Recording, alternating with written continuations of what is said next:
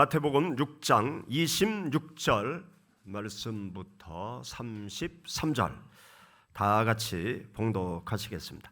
공중의 새를 보라. 심지도 않고 거두지도 않고 창고에 모아 들이지도 아니하되 너희 하늘 아버지께서 기르시나니 너희는 이것들보다 귀하지 아니하냐. 너희 중에 누가 염려함으로 그 키를 한 자라도 더할 수 있겠느냐. 또 너희가 어찌 의복을 위하여 염려하느냐. 들의 백합화가 어떻게 자라는가 생각하여 보라. 수고도 아니하고 길쌈도 아니하느니라. 그러나 내가 너희에게 말하노니 솔로몬의 모든 영광으로도 입은 것이 이 꽃 하나만 같이 못하였느니라. 오늘 있다가 내일 아궁이에 던져지는 들풀도 하나님이 이렇게 입히시거든 하물며 너희 일까 보냐. 믿음이 적은 자들아, 그러므로 염려하여 이르기를 무엇을 먹을까 무엇을 마실까 무엇을 입을까 하지 말라. 이는 다 이방인들이 구하는 것이라. 너희 하늘 아버지께서 이 모든 것이 너희에게 있어야 할 줄을 아시느니라.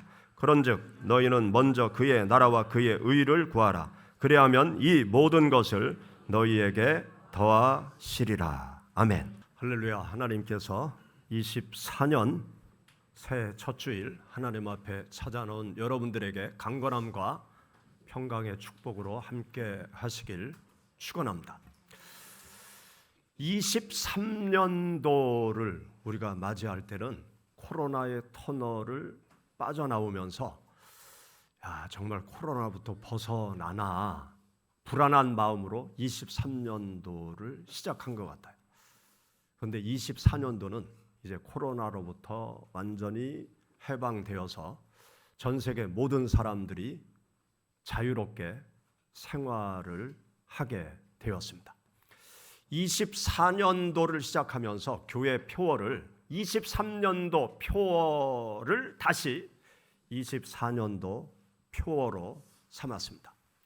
주님과 함께, 자연과 함께라는 것이 23년도 표어였는데 올해 24년도도 주님과 함께, 자연과 함께라는 표어를 가지고 올 한 해 시온교회가 믿음의 길을 걸어가려고 합니다.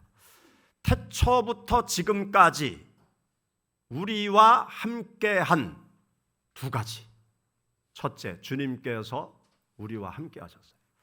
두 번째는 태초부터 지금까지 자연은 늘 우리 인간들과 함께 해왔습니다. 주님께서 우리들과 함께 하셨고 자연도 우리들과 늘 함께 했어요. 예수님께서 세상에 계실 때도 자연은 여전히 존재했고 2000년의 세월이 지난 지금도 자연은 늘 우리 옆에 존재하고 있습니다. 예수님께서 교훈을 하실 때 무엇을 비유로 많이 교훈을 하셨는가 하면 자연을 비유 삼아서 영적인 교훈들을 많이 가르쳐 주셨어요.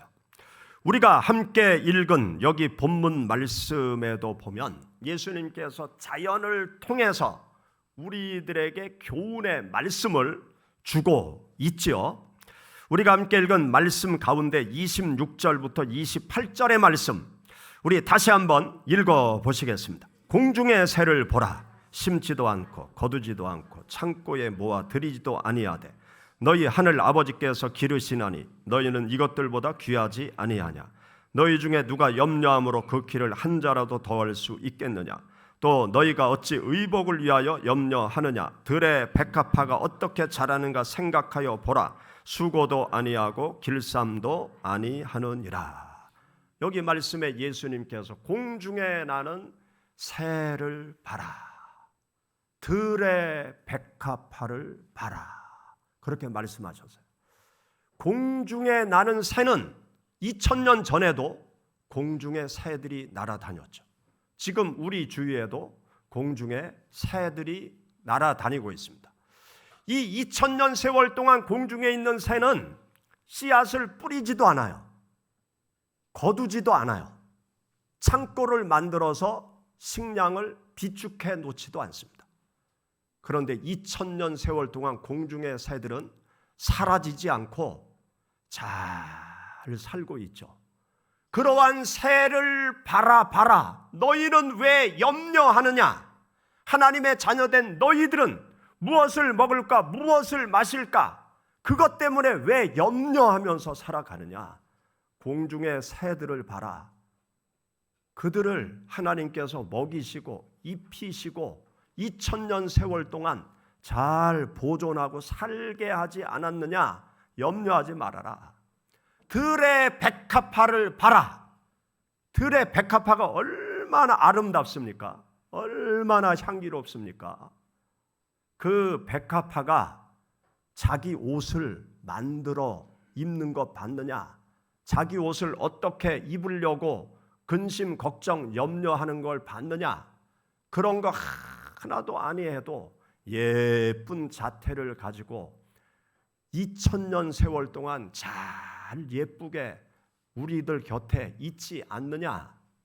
그것들을 보면서 너희들은 무엇을 입을까? 어떻게 살까? 그런 걱정을 하는데 그런 걱정을 하지 말아라. 그런 걱정 안 하는 들의 백합화도 하나님께서 먹이시고 입히시고 재우시고 아름다운 존재로 이 땅에 존재하게 하시는 그 하나님을 바라봐라. 너희들이 진정 염려할 것은 어떻게 해야 하나님을 기쁘시게 할까? 어떻게 해야 하나님의 뜻을 이 땅에 실현시킬 것인가? 하나님의 의를 이룰 것인가? 하나님께서 기뻐하는 대로 어떻게 해야 살아갈 것인가? 그런 것 가지고 걱정을 해라. 세상에서 먹고 사는 문제 가지고 걱정하지 말아라.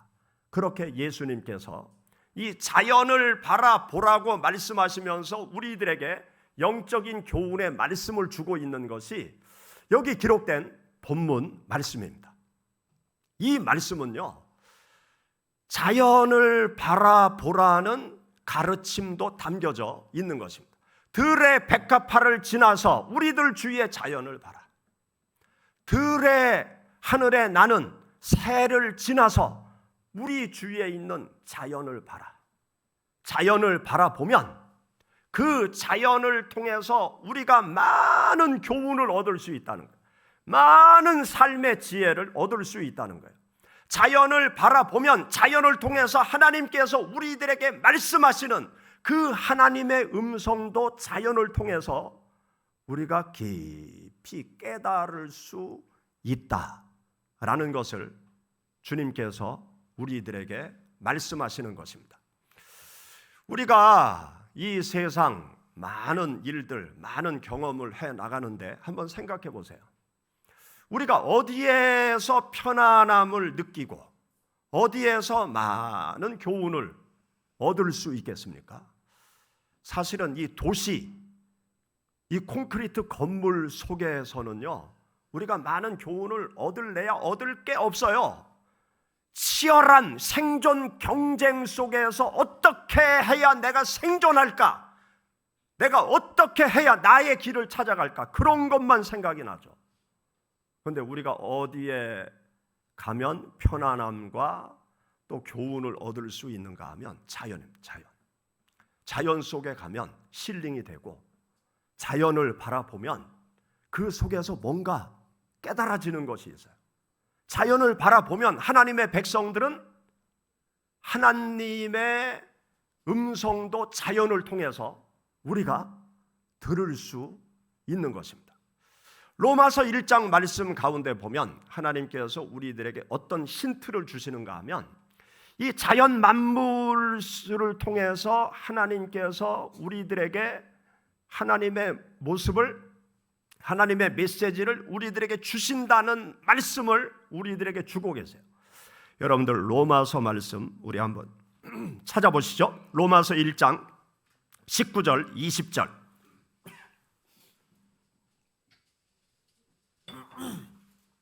로마서 1장 19절 말씀 20절 말씀 우리 같이 봉독하겠습니다. 이는 하나님을 알만한 것이 그들 속에 보임이라. 하나님께서 이를 그들에게 보이셨느니라. 창세로부터 그의 보이지 아니하는 것들 곧 그의 영원하신 능력과 신성이 그가 만드신 만물에 분명히 보여 알려졌나니 그러므로 그들이 핑계하지 못할지니라. 제가 공동번역 성경을 읽어드리겠습니다. 여러분들의 성경을 보시면서 한번 들어보세요. 19절, 하나님을 알만한 일이 사람에게 환히 드러나 있습니다. 하나님께서 그것을 환히 드러내 주셨습니다.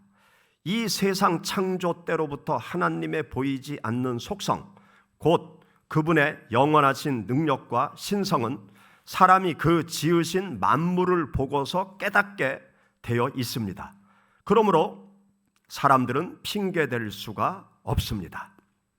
이 말씀은요, 하나님이 없다, 그렇게 세상 많은 사람들이 말하고 있죠.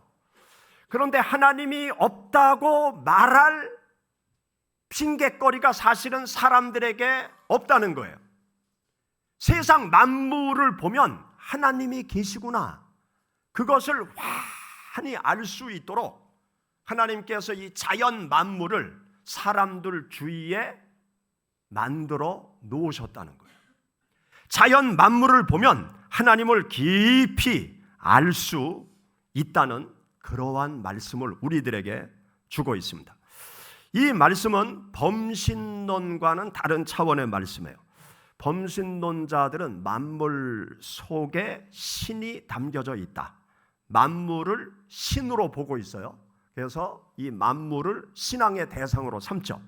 만물은 절대로 신이 될 수 없습니다. 그러나 하나님에 대해서 알려줘요. 하나님이 존재한다는 사실을 우리 모두가 알 수 있도록 해주는 것이 자연 만물인 것입니다. 여러분들이 많이 경험을 해보셨겠지만 이 아름다운 자연에 가면 절로 찬양이 나잖아요. 주 하나님 지으신 모든 세계, 그러면서 하나님을 찬양하잖아요. 이 아름다운 자연이 어떻게 해서 진화돼서 이렇게 됐다고 말을 하나? 이 아름다운 자연이 우주 폭발에 의해서 이렇게 아름답게 질서정연하게 만들어졌다고 과학자들은 얘기하나? 참 어리석다. 그러면서 주 하나님 지으신 모든 세계, 그러면서 하나님을 우리가 찬양하는 그 찬양의 소리가 절로 나오지 않습니까? 그 아름다운 자연 만물을 보면 그 아름다운 자연 만물을 만드신 하나님, 그 하나님을 알 수 있는 것이 인간의 본성인 거예요. 그것을 누구도 핑계할 수 없다는 그 말씀이 여기 로마서 1장의 말씀인 것입니다. 그래서 여러분들이 24년 한 해 자연 속으로 들어가실 시간이 되시면요, 의도적으로 생각을 해보세요. 하나님께서 오늘 이 자연을 통해서 나에게 어떤 말씀을 하실까? 그 기대를 가지고 생각을 해보세요. 그러면 하나님께서 번쩍 하고 자연 만물 속에서 영감을 주세요. 하나님의 말씀을 깨닫게 해주세요. 그러면 자연을 통해서 하나님께서 교훈하시는 그 깨달음을 내가 얻게 되면 그 깨달음은 누구도 빼앗아 갈 수 없는 나의 체험이 되어집니다. 그러면서 하나님께로 한 걸음 한 걸음 가까이 나아갈 수 있게 되어져요. 제가 월요일마다 산에 가거든요. 월요일마다 산에 가면 이제 성경 말씀을 들으면서 이제 산길을 계속 올라갑니다. 그러면 이 사계절을 제가 산에 가면서 사계절 속에서 하나님께서 많은 것을 깨닫게 해주세요. 또 많은 것을 느끼게 해주세요. 또 많은 영감을 하나님께서 저에게 허락하세요. 또 성경 말씀을 순간 깨닫게 하시는 이 자연 만물을 보면서 성경 말씀을 깊이 깨닫게 하시는 그 은혜가 저에게 임해옵니다. 그래서 제가 52주 설교를 할 때 사실 이 산에 가서 순간 깨달아진 그 영감의 씨앗을 가지고 제가 설교를 할 때가 참 많아요. 그래서 여러분들이 자연 속에 들어가실 때 세상 사람들과는 달리 하나님께서 자연을 통해서 나에게 어떤 말씀을 하시는가, 그 생각만 가져도 하나님이 많은 깨달음과 은혜 주시는 것을 경험할 수 있습니다. 그래서 주님과 함께 하면서 자연과 함께 해 나갈 때 더욱더 주님과 함께 하시는 여러분들의 한 해가 되어질 줄 믿습니다. 우리가 지금 긴 겨울을 보내고 있는데요, 이 긴 겨울을 통해서 하나님께서 우리들에게 주시는 것이 무엇일까, 그런 생각을 제가 하였습니다. 그런데 하나님께서 이 긴 겨울 저에게 보여주시는 것이 있는데 생명을 보여주시더라고요. 생명을 생각하게 하시더라고요. 제가 지난주에 화분에 꽃씨를 심었어요. 화분 흙을 다 뒤집고 돌을 골라내고, 그리고 거기 뜨거운 물을 붓고 그 안에 있는 균을 다 죽이고, 그 다음에 물을 듬뿍 준 다음에 제가 어떤 씨를 뿌렸는가 하면 로벨리아라는 꽃씨를 뿌렸어요. 이 로벨리아라는 꽃씨는 먼지보다도 작아요. 이렇게 씨앗을 보면 이게 씨인가 싶어요. 아주 조그마한 먼지 같은 씨, 한 50알이라고 그러는데, 아니 이게 50알이 되나, 그러면서 제가 그걸 잘 거기 꽃 봉투에서, 구매한 봉투에서 꺼내가지고 그 화분에다가 잘 뿌렸어요. 그리고 비닐로 푹 덮어서 아침에는 햇볕 나는데 갖다 놓고 저녁 때는 하늘마루로 갖다 놓고 제가 그러고 있어요. 그런데 그 씨앗에 생명이 있으면 요 먼지 같은 씨앗에서 보름 정도 지나면 싹이 나올 거예요. 제가 봄날에 이 새싹을 생각하면서 성급한 마음으로 그 화분에 로벨리아 꽃씨를 심었습니다. 생명이 있으면요 반드시 싹이 나와요. 언젠가는 싹이 나와요. 그런데 생명이 없으면 아무리 공을 들여도 절대로 싹이 나오지 않습니다. 우리가 긴 겨울을 보내는데 이 긴 겨울을 바라보면 다 죽어 있는 것 같잖아요. 나무도 앙상하고 여기저기 둘러봐도 낙엽이 뒹굴고 잔디도 누렇게 다 죽어 있는 것 같고 다 죽어 있는 것 같잖아요. 그런데 사실은 그렇지 않습니다. 이 추운 겨울이 확 밀려오면 나타나는 현상이 있어요. 첫째는 어떤 현상이 나타나는가 하면 죽는 자연들이 있어요. 죽는 것들이 있어요. 가을이 돼서 찬바람이 슉 불면 죽는 것들이 있어요. 그리고 두 번째, 깊은 동면으로 들어가는 자연들이 있습니다. 대표적으로 곰, 또 뱀, 개구리 이런 것들이 동면에 들어가잖아요. 가을에 전뜩 먹고 땅속으로 깊숙이, 또 굴속으로 깊숙이 들어가서 푹 자요. 동면하는 생명체들이 있습니다. 그리고 세 번째는 추운 겨울에도 파릇 죽지 않고 계속 성장하는 생명체들이 있어요.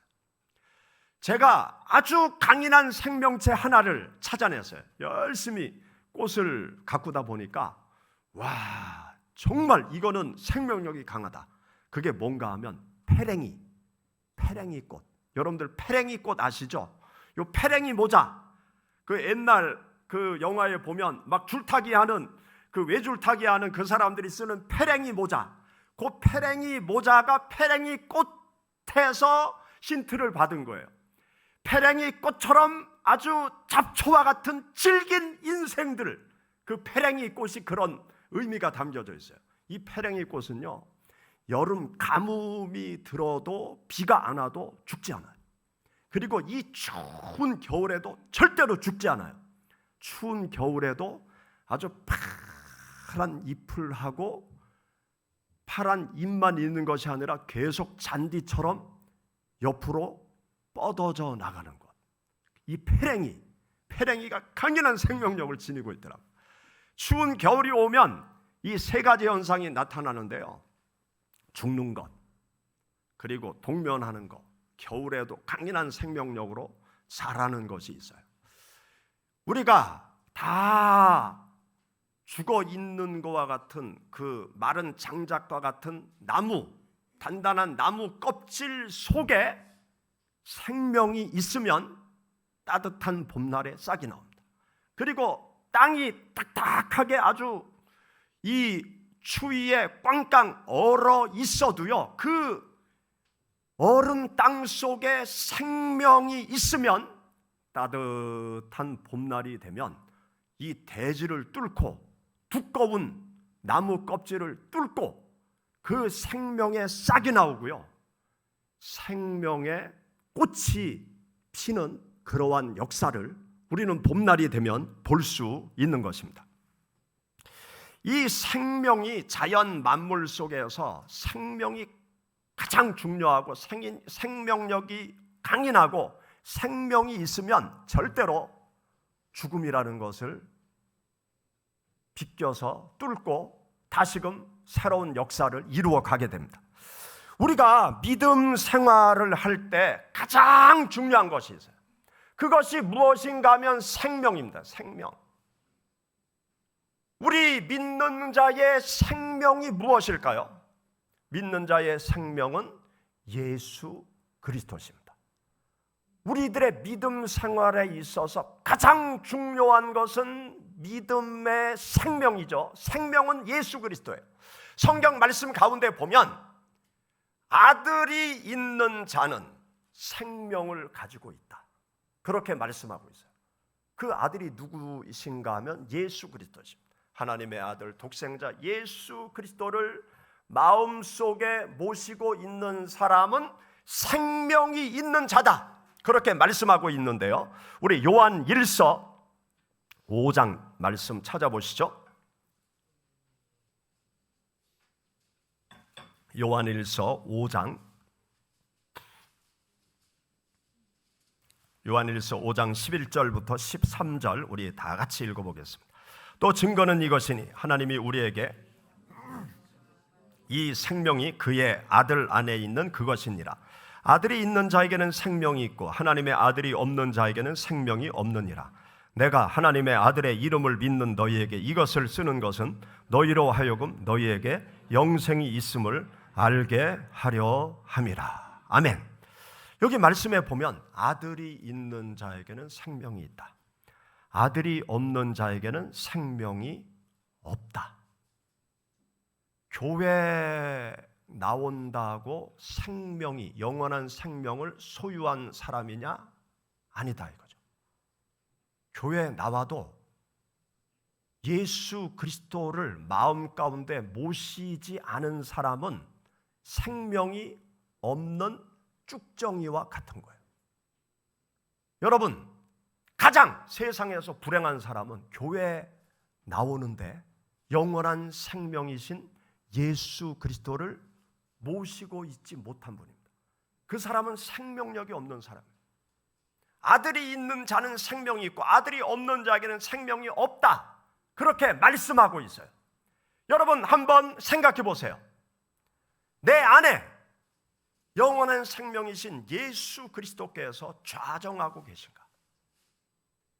죽음을 이기고 부활하셔서 2000년을 한 걸음으로 나에게 달려오신 살아 역사하시는 생명이신 예수 그리스도께서 내 마음속에 계신가? 여러분 한번 생각을 해보세요. 내 마음속에 아들이, 영원한 생명을 가지고 계신 아들 예수 그리스도가 내 마음속에 계시지 아니하면 나는 생명이 없는 자예요. 예수 그리스도를 마음 가운데 모시고 있는 사람은 생명이 있는 자입니다. 성경 말씀에 보면 예수 그리스도를 믿는다고 하는 성도들에게, 교회에 나오는 성도들에게 내 믿음을 한번 시험해봐라. 내가 정말 믿음 가운데 있는 사람인지 시험해 봐라. 그리고 너의 믿음을 확증해 보여라. 그렇게 말씀하고 있어요. 여러분, 고린도전서 말씀 한번 찾아보시죠.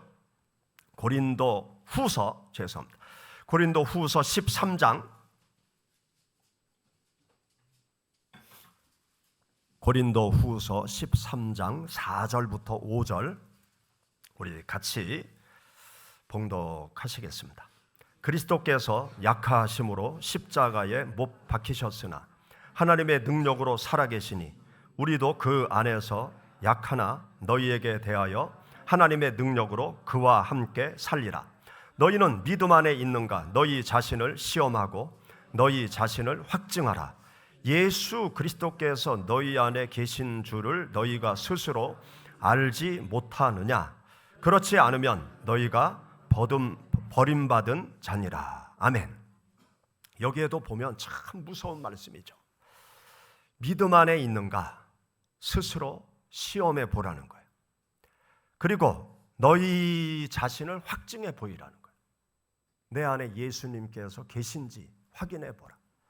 정말 예수님이 계시다고 하면, 예수님을 모시고 있다라고 그러면 영원한 생명이신 예수 그리스도를 모신 증거를 대봐라 이거예요. 내 안에 예수님께서 계신 증거. 그 증거가 무엇입니까? 내가 자발적으로 기쁨으로 하나님 앞에 찾아 나와서 예배 드리는 것, 이게 증거죠. 나를 구원하신 예수 그리스도를 믿지 않는 사람들에게 간절한 마음으로 담대히 당신도 예수님 믿고 구원 받으시라고 그렇게 말하는 것이 증거죠. 세상 사람이 예수 믿으면 죽어, 교회 가면 죽어, 그렇게 말할 때 나는 죽어도 좋으니까 당신도 예수님 믿어라. 내가 직장에서 손해봐도 좋으니까 나는 하나님께 예배 드리러 하나님 앞에 간다. 그게 증거죠. 내 안에 살아 역사하시는 영원한 생명 되신 예수 그리스도를 믿고 모시고 있는지 스스로 확인해 보라는 거예요. 교회 오래 나온 거 말고, 봉사하는 거 말고, 내 안에 예수 그리스도께서 계시냐 이거죠. 예수 그리스도께서 계시지 않으면 교회 나와 있어도 버리운 자다. 얼마나 무서운 말씀입니까? 얼마나 불행한 말씀입니까? 나 자신의 믿음을 스스로 시험해 보라, 점검해 보라. 여러분들 한번 여러분들의 믿음을, 여러분들의 가슴을 파헤치고 한번 들여다보세요. 내 안에 영원한 생명이신 예수 그리스도, 죽음을 이기고 부활하신 예수 그리스도, 나의 죄를 위해서 십자가에 못 박혀 죽으신 예수 그리스도, 죽음의 권세를 이기고 다시 살아나신 예수 그리스도, 부활하신 예수님께서 나에게 찾아오셔서 내 마음속에 좌정하고 계신가, 내 마음을 풀어헤치고 가슴을 뜯어 제끼고 한번 들여다보세요. 정말 나에게 예수님이 계실까? 예수님이 계시다는 확신이 있으면 구원받은 자다. 영원한 생명을 소유한 자다. 육신은 죽어도 주님과 함께 영원한 생명의 나라에 들어갈 자다. 그것을 우리들에게 말씀하고 있습니다. 지금은 작고하신 이어령 교수님이 신혼 때에 경험한 글을 적어놨더라고요. 단칸방 신혼 살림을 시작했는데 그 옛날 뭐 한국의 주택은 뭐 단열 처리도 안 돼 있고 그냥 문창호지 바른 문 하나 딱 닫으면 방이요, 그 문을 열면 완전히 바깥이었어요. 그래서 한겨울이 되면 제가 어릴 때 너무너무 추웠어요. 그냥 머리맡에 물 하나 이렇게 한 그릇 떠다 놔도 그게 얼어요, 밤에. 그리고 걸레 완전히 동태가 돼요. 그거 걸레로 방 청소하려면 뜨거운 물을 벗어 녹여서 행주질을 해야 돼요. 그렇게 추운 겨울을 어느 해 보내는데 아침에 일어나서 선반 위를 딱 봤더니 금붕어 두 마리 노는 어항이 꽝꽝 얼었네. 아이고 큰일 났네. 저 어항이 얼고 거기 물고기를 보니까 얼음 속에 물고기가 가만히 있는 거예요. 아이고 이게 얼어 죽었구나. 그런데 이제 출근이 급해가지고 급하게 이제 출근을 했대요. 그리고 하루 바쁜 일을 마치고 그때서야 정신 차려. 집에 어항 물고기 어떻게 됐을까 하고 뚜리하게 집으로 달려와서 봤더니 어항에 얼음이 쫙 녹고 그 안에 물고기가 금붕어가 휙 다니더래요. 그때 얼마나 기쁜지 말로 표현할 수 없더래요. 그냥 꽝꽝 어항이 얼었어도 그 금붕어의 생명이 있으니까 얼음이 녹고 다시 물고기가 살아서 헤엄쳐 다니는 것입니다. 사랑하는 여러분, 우리가 삶을 살아갈 때 겨울과 같은 삶의 고난의 순간들이 있어요. 근심, 걱정, 염려 때문에 내가 짓눌려 있는 그러한 때가 있어요. 그러한 때라도 예수 그리스도의 생명이 내 안에 자리 잡고 있으면 근심, 걱정, 고난을 뚫고 나와서 소망이 넘치는 삶을 반드시 살아갈 수 있습니다. 우리들이 아무리 바쁜 생활을 해 나가서 주님을 잊은 것 같아도 내 안에 예수 그리스도의 생명이 있으면 그 생명이 모든 바쁜 일상을 뚫고 하나님을 찾아 나아가는 소망의 삶이 새롭게 시작이 되어집니다. 우리가 코로나의 그 힘든 시간을 한 3년 보내왔잖아요. 그렇지만 예수 그리스도의 생명이 내 안에 있으니까 우리가 다시 힘을 내서 하나님 앞에 찾아 나오는 것 아닙니까? 우리들의 믿음 생활에 가장 중요한 것은 예수 그리스도의 생명이에요. 예수 그리스도의 생명을 내 마음에 품고 예수 그리스도의 생명을 붙잡고 예수 그리스도의 생명과 함께 동행해 나가는 삶을 살아갈 때 24년도 한 해도 믿음이 성장하고 하나님의 신령한 축복을 받으며 이 세상 속에서 담대하게 또 세상을 호령하면서 살아가시는 여러분들이 될 줄 믿습니다. 같이 기도하시겠습니다.